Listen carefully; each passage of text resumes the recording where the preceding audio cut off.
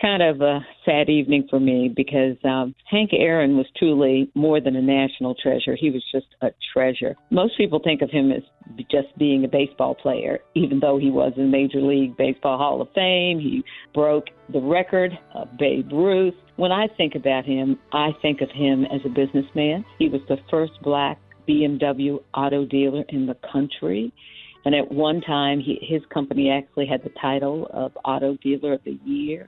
He is one of the last players who played in the Negro Leagues and then went into Major League Baseball. But when I think of him, I think of what he gave. Hank Aaron was a philanthropist in the truest sense of the word. There were so many black children who received their college tuition paid for by Hank and Billy Aaron. What he did for the Morehouse School of Medicine with his contributions and Billy's contributions.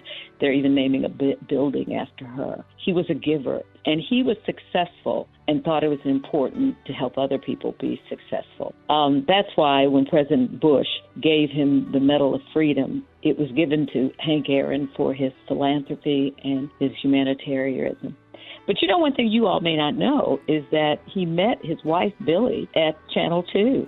She was the host of Today in Georgia, and he was a guest. They've been married 48 years. I talked to Andy Young this morning, and Andy was going into the house to be with Billy. And he said to me, Hank just went to bed last night and just didn't wake up this morning. It's really sad, but I'm blessed to have known him.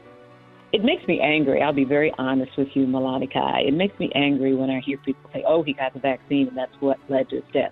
No, it isn't. Not at all.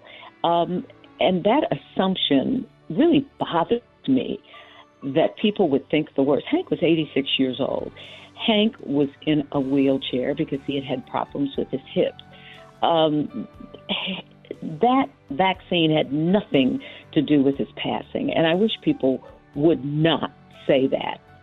And if you had to talk to the African-American community as in someone who's taken it and it was public and says, hey, go out and get it, what would you say to not just the African-American community, but to everyone as well who's now saying, even people like me, saying, I don't know if I'm going to take it? You have a choice. You have a choice to not take the vaccine and prolong the time that you can be with family and friends without wearing a mask, washing your hands, and social distancing. We had vaccines to get rid of polio. We had vaccines to get rid of smallpox. We have had vaccines to keep us alive. And using this as an excuse is just incomprehensible.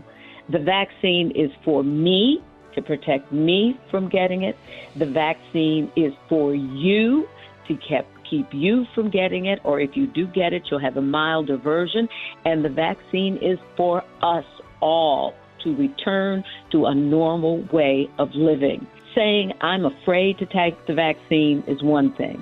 Saying I won't take the vaccine, you're holding up the entire country from getting back to normal. We all should take the vaccine, and I can't wait to get my second one. But I'm still going to have to wear a mask, wash my hands, and social distance until more of us get it, so that, quote, we will then have herd immunity and we can get back to living a normal life. The good news, by the way, is that the Atlanta United, the soccer team, and the Falcons are going to retire the number 44 jersey for the 2021 season in honor of Hank Aaron. That was his number, 44.